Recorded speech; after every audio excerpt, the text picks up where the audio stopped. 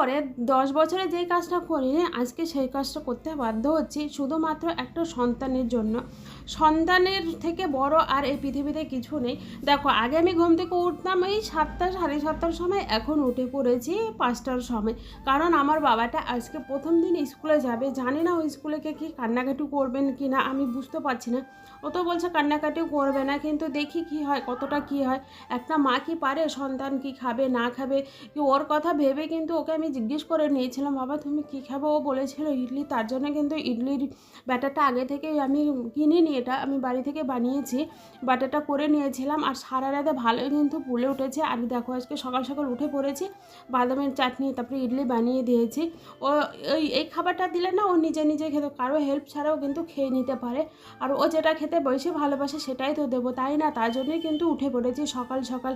একটা মা কখনোই চায় না তার সন্তানটা না খেয়ে থাকুক স্কুলে গিয়ে, তার জন্যই কিন্তু উঠে পড়েছি। সন্তান ছাড়া তো পৃথিবীতে আমাদের কিছুই নেই, সন্তান ছাড়া আমরা পুরো শূন্য।